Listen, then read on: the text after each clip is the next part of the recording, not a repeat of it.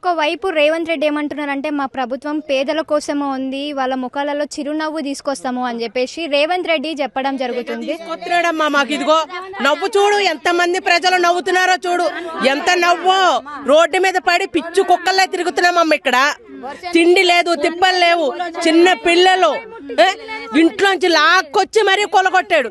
ఏం చూశాడమ్మా రేవంత్ రెడ్డి మా నవ్వులు? ఏం చూశాడు? మంచినీళ్ళు లేవు మాకు తాగడానికి, తినడానికి తిండి లేదు, సామాన్లు కూడా తీసుకునే ఛాన్స్ ఇవ్వలేదు. అలా కూలగొడితే కడుపుతూ ఉన్నారమ్మా, వాళ్ళను కూడా లాక్కొచ్చి బయటకు కూలగొట్టారు. అంగో అక్కడ ఉన్నారు, చెయ్య కాలు కూడా పడిపోయింది ఆయనకి. ఆయన్ని కూడా లాక్కొచ్చి ఈ రూమ్ కూలగొట్టారు. పరిస్థితి ఏం చూశాడు ఆయన? ఏ రేవంత్ రెడ్డి చూశాడు ఇక్కడికి వచ్చి? నిన్న పండగ ఉంది, నిన్న అసలు ఆదివారం. వాళ్ళ కూలగొట్టే రైట్స్ ఉన్నాయా మేడం? ఉన్నాయా? లేవు. మరి ఎందుకు వచ్చినట్టు? ఎంతమందిని చంపుతామనుకుంటున్నాడు? ఈసారి వస్తే కనుక మొత్తం అందరం సావుకి తెగించున్నాము. ఈసారి అయితే మటుకు సావుకు తెగించున్నాం. జేసీపీలు మా ఇంటి మా మేము చెల్లిపోయినా కానీ మేము అట్లాగే ఉంటాం. మా సావులు ఎంతమంది సావులు చూస్తాడు ఆయన? చూడమనండి. రేవంత్ రెడ్డే కాదు, ఎవ్వరు వచ్చినా మా సావులు చూస్తాడంతే. మార్పు ఎట్లుంది?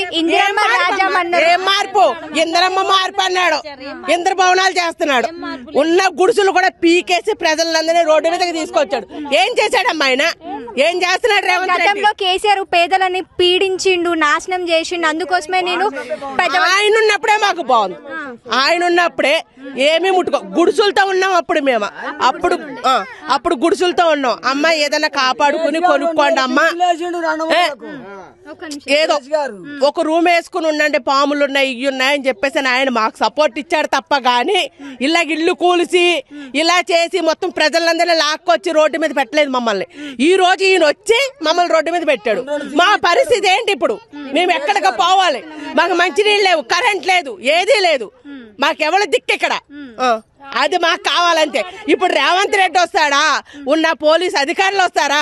వీళ్ళందరినీ రమ్మనండి. ఒకవైపు ఏమో రేవంత్ రెడ్డికి సంబంధించిన వ్యక్తులు, అధికారులు మేము ఆల్రెడీ వాళ్ళకి ఇంటిమేషన్ ఇచ్చినాం, నోటీస్ ఇచ్చినాం, అయినా గానీ వాళ్ళు మొండిగా ఇక్కడ ఉంటున్నారు అని చెప్పేసి మేడం అదే అన్నాడు కదా, నోటీస్ ఇచ్చామన్నాడు కదా.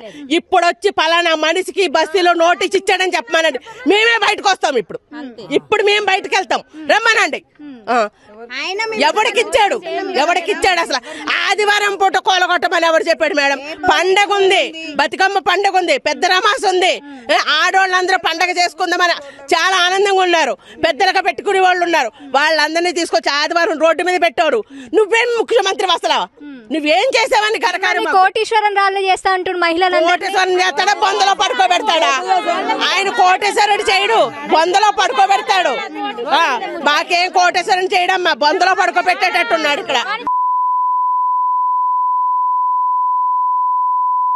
వాడేం కోటీశ్వరం చేస్తాడు మనల్ని? మా బతుకుల మీద మన్ను పోస్తున్నాడు వాడు. లేదు మాకు. మళ్ళీ వచ్చి కూలగొట్టమను, ఎంత మంది శవాలను చూస్తాడో అప్పుడు తెలుస్తుంది. వెంటనే దిగాలైనా, వెంటనే దిగిపోవాలంతే. ముఖ్యమంత్రి